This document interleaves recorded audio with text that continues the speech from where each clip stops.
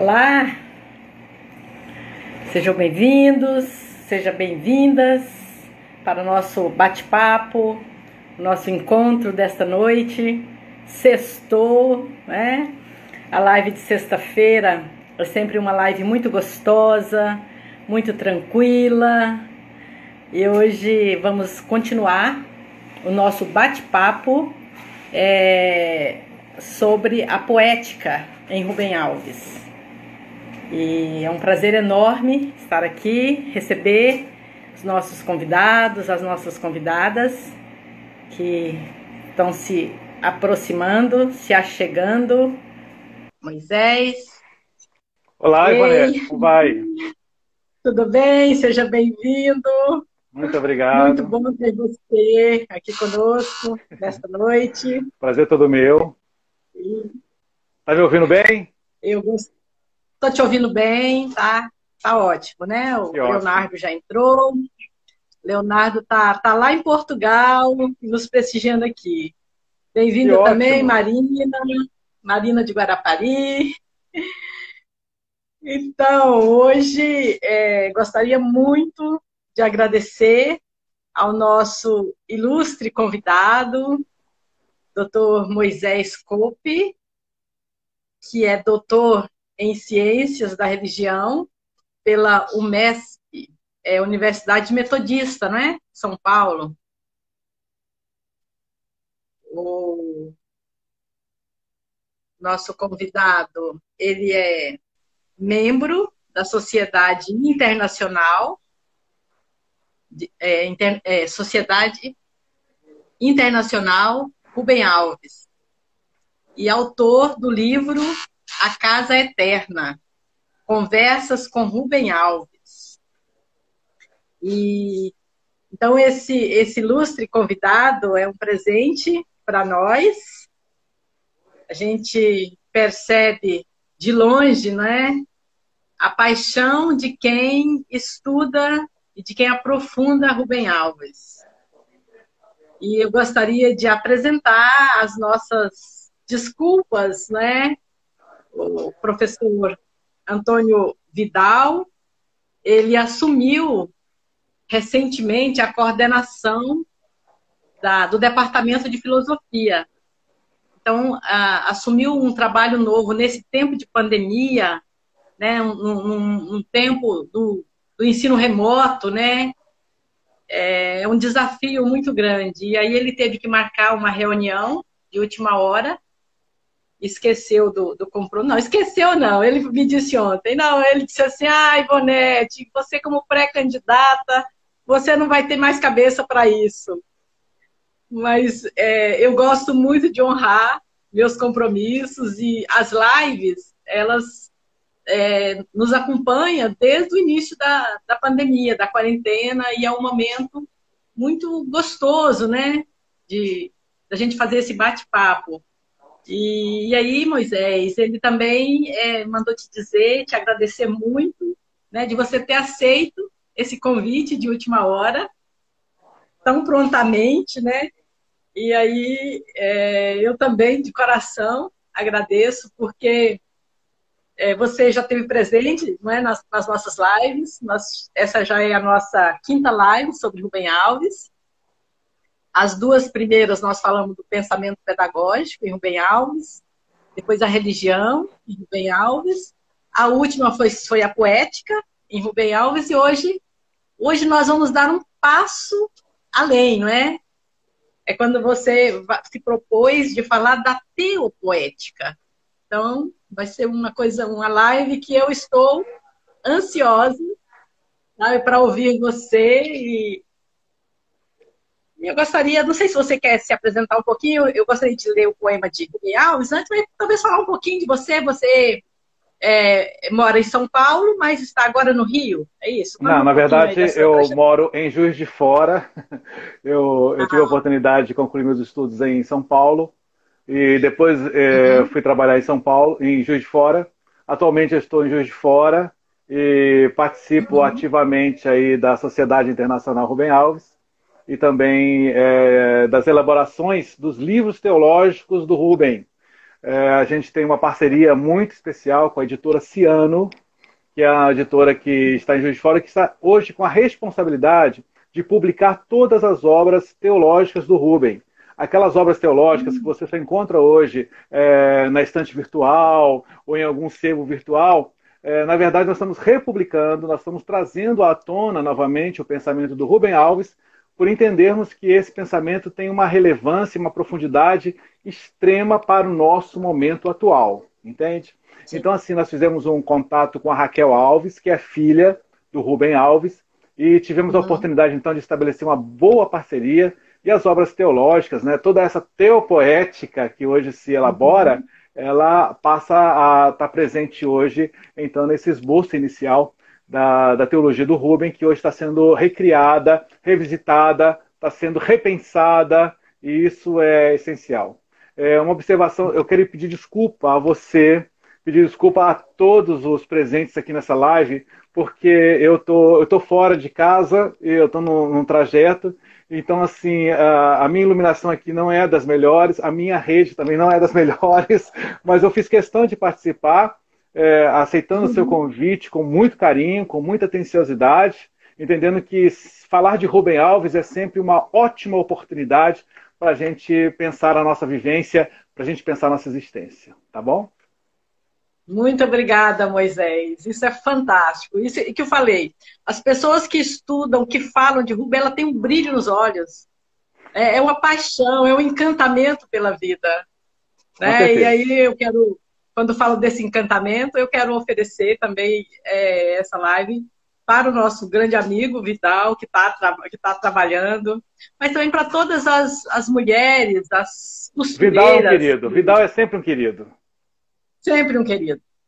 Hoje eu andei para visitar, nós temos uma oficina da solidariedade, desde que iniciou a pandemia. Sim. As costureiras voluntariamente produzem máscaras, e essas máscaras são doadas às pessoas que não podem comprar. E hoje nós celebramos, né, mais de 10 mil máscaras feitas carinhosamente, distribuídas. Então, quero parabenizar essas guerreiras, essas mulheres, né, que não medem esforços.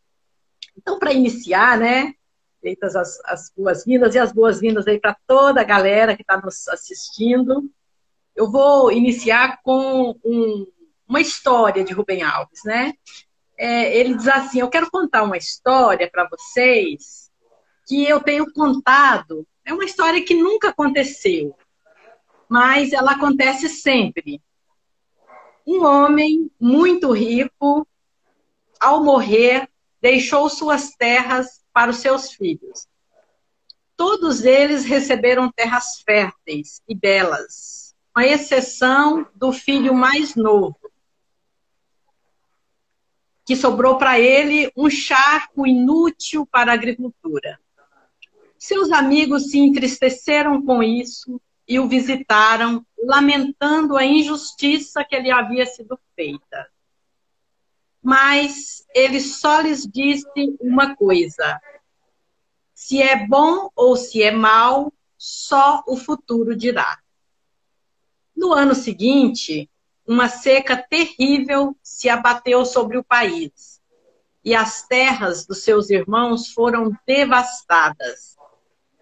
As fontes secaram, os pastos ficaram esturricados, o gado morreu. Mas o charco do irmão mais novo se transformou numa oásis fértil e belo. Ele ficou rico e comprou um lindo cavalo branco por um preço altíssimo. Seus amigos organizaram uma festa porque coisa tão maravilhosa lhe havia acontecido. Mas dele só ouviram uma coisa: se é bom ou se é mal, só o futuro dirá. No dia seguinte, o seu cavalo de raspa fugiu e foi grande a tristeza. Seus amigos vieram e lamentaram o acontecido. Mas o que o homem lhes disse foi: se é bom ou se é mal, só o futuro dirá. Passados 7 dias, o cavalo voltou trazendo 10 lindos cavalos selvagens. Vieram os amigos novamente para celebrar essa nova riqueza. Mas o que ouviram foram as palavras de sempre. Se é bom ou se é mal, só o futuro dirá. No dia seguinte, o seu filho sem juízo montou um cavalo selvagem. O cavalo corcoviou e o lançou longe. O moço quebrou a perna. Voltaram os amigos para lamentar a desgraça. Se é bom ou se é mal, só o futuro dirá. O pai repetiu. Passados poucos dias, vieram os soldados do rei para levar os jovens para a guerra. Todos os moços tiveram de partir, menos o seu filho de perna quebrada.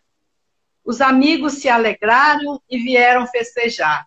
E o pai viu tudo e só disse uma coisa: se é bom ou se é mal, só o futuro dirá. E assim termina, né? A história sem um fim. 3 pontinhos, reticências, que essa história pode ser continuada infinitamente. E ao contá-la, é como se contasse a história, né, da minha vida, da sua vida, Moisés, da vida aqui de cada um. São tantos os fracassos, né, e tantas vitórias, né? Tanto os fracassos como as vitórias duram pouco, nada é eterno. Então, se é bom ou se é mal, só o futuro dirá. Essa minha empreitada, por exemplo, de entrar pela primeira vez na vida no mundo da política, né, como pré-candidato. Se é bom ou se é mal, só o futuro dirá. dirá. Verdade. Então, já que eu particularmente assim me emociono demais com essa crônica. É uma das minhas preferidas. Eu, inclusive, tive a oportunidade de publicar em 2015. Aliás, em 2017. 2015 eu concluí, mas é só em 2017 que eu tive a oportunidade de publicar o livro, né, que você já citou, A Casa Eterna, Conversas com Rubem Alves. E eu tenho justamente uma discussão bem sensata, bem honesta com essa crônica do Rubem, porque eu acho que ela é fantástica, porque ela fala de graça, ela fala de alguma coisa muito especial que acontece na vida de todos nós e que nós não entendemos. Então é muito, muito linda essa crônica, eu fico muito emocionado com ela. Com certeza. Pois é, o Moisés, então, a proposta, né, da nossa segunda live de ser a poética de Rubem Alves e você, como eu disse antes, dá um passo além, né, quando fala, né, da teopoética. O que é mesmo teopoética? Como é que se deu seu conhecimento de Rubem Alves e essa teopoética? Muito bem, então vou começar a contar algumas histórias, porque eu acho que, como o Rubem, a gente que é apaixonado pelo pensamento dele gosta muito de contar histórias. E eu tive a oportunidade de conhecer o pensamento de Rubem Alves quando eu estava fazendo a minha formação em teologia. E eu achava muito engraçado, porque todos os escritos que eu tinha a oportunidade de ler a respeito da teologia eram carregados de uma certa seriedade. Aliás, a religião é carregada de seriedade. As pessoas pensam sempre na perspectiva teológica, na perspectiva religiosa, como uma perspectiva da seriedade.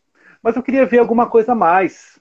Então, eu me deparei com 2 obras do Rubem que são simplesmente fantásticas. Primeiro é o livro, né, Por uma Teologia da Libertação, que foi o primeiro livro que ele escreveu, que foi, na verdade, editado no Brasil com outro título chamado Da Esperança. Foi republicado agora pela editora Ciano. E, na verdade, esse livro mostra um pouco do percurso que o Rubem Alves faz na transição da teologia, da reflexão dogmática para a linguagem. Ele vai dar uma ênfase muito especial nessa linguagem que se estabelece em todos nós e que é a linguagem que se estabelece também em nossas narrativas, em nossa vivência. E o quanto que de linguagem nós temos na nossa dimensão de fé. Porque toda a nossa expressão de fé é, na verdade, uma expressão da nossa linguagem. É tudo aquilo que a gente fala, tudo aquilo que a gente profere. Bom, eu li um outro livro dele, da A Alegria de Ensinar. Então, quando eu conjuguei esses dois livros, Da Esperança e A Alegria de Ensinar, eu me deparei com alguma coisa muito diferenciada, porque eu vi ali a possibilidade de se pensar a teologia para além da sua serialidade. Pensar a teologia na sua ludicidade, na sua dimensão poética. Então, assim, foi muito interessante esse processo que eu vivenciei, embora na graduação eu não tive a oportunidade de desenvolver toda a discussão, toda a reflexão que eu queria ter desenvolvido. Eu só pude desenvolver isso depois com o meu livro, certo? Mas, assim, a questão da teopoética de Rubem, ela perpassa alguma coisa muito especial e profunda que se refere a uma crônica que foi repetidas vezes, citadas pelo Rubem Alves, que é a crônica do Morango. Trata-se daquele homem que é perseguido por uma fera, por um leão, e ele cai num precipício, e nessa sua queda ele se ampara em um galho, e naquele galho, diante do fim do precipício e o leão que está acima, ele não tem muitas oportunidades de viver a vida. Na verdade, ele está ali dentro de uma constância. E aí ele se depara com o morango, e saboreia justamente aquele morango, naquele momento insólito da sua vida. Isso é muito especial porque o que o Rubens está querendo dizer? Está querendo dizer o seguinte: bom, nós estamos diante de duas noites. Nós temos a noite que precede o nosso nascimento e a noite que precede a nossa existência. Então, nós estamos entre o nascimento e a morte continuamente. E o que nós vamos aproveitar disso? Né? Será que nós vamos ficar tensionados diante de tantas questões que nós temos a refletir, a pensar na dinâmica da nossa vida? Ou nós vamos aproveitar o que dá para aproveitar? E a grande pergunta que o Rubem faz é justamente sobre essa perspectiva. O que é esse morango que se estabelece em nosso cotidiano, em nossa existência? E eu digo para você que essa dimensão do morango, na teologia do Rubem, no pensamento do Rubem, é justamente a poética, ou a teopoética, que é a reflexão sobre Deus a partir das perspectivas da poesia e não da pura teologia dogmática, entende? Porque a gente precisa entender esse movimento que o Rubem faz. De um lado você tem, de um lado você tem aquela teologia dogmática marcada pela seriedade, marcada também pela possibilidade de você argumentar isto ou aquilo, mas o Rubem vai dizer, bom, mas isto pode ser aquilo. E a poesia garante isso. Esse fato de eu saborear o morango, de eu me aproximar do morango, sabe? E gostar do morango e sentir todas as possibilidades que esse morango pode me revelar. Isso é teopoética. Isso é teopoética, sabe? E é isso que, de certa forma, me encantou. Eu tive a oportunidade de, em 1996, os dinossauros andavam sobre a face da Terra, e eu tive a oportunidade de estar na casa do Rubem para fazer uma entrevista com ele. Foi um momento, eu diria para você, Ivonete, um momento mágico para mim. Né? Eu já tinha lido várias obras do Rubem, eu levei nesse dia pelo menos uns 10 livros para ele assinar, para ele autografar, mas eu fiquei com vergonha.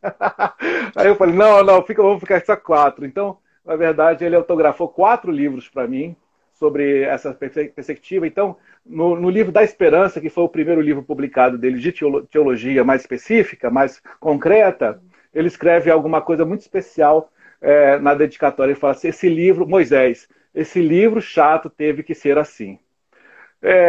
Vamos pensar isso. O Rubem está falando uma coisa muito interessante. Ele está falando assim, bom, eu tive que escrever alguma coisa aqui dentro dos parâmetros da ciência, dentro dos parâmetros daquilo que a dogmática cartesiana requer de mim. Mas eu preciso escrever alguma coisa a mais. Tá? Eu vou dizer uma coisa para você, adiantando já algumas coisas que a gente pode dizer. Foi a partir do nascimento da Raquel Alves, a filha dele, que ele teve a oportunidade maravilhosa de rever todo o seu pensamento e de descobrir a teopoética. Me segura aí, porque se você deixar, eu vou falando. Dizendo a Sandra aqui que isso é um exercício da imortalidade, onde aprendemos a ver o mundo a cada dia. né? Perfeito. Então, com o nascimento da filha, a Raquel, as coisas mudam de figura para o Rubem. Sim, tiveram uma nova tonalidade para ele, sabe? Foi daí que Deu ele mais começou a contar a sabor, mais história. sentido, né? Como o Vidal Totalmente. também disse nas lives anteriores, né? Ele passou essa sensibilidade ficou muito mais aflorada, né? Total, total. A, o cheiro, o gosto, os sentidos, né? Porque ele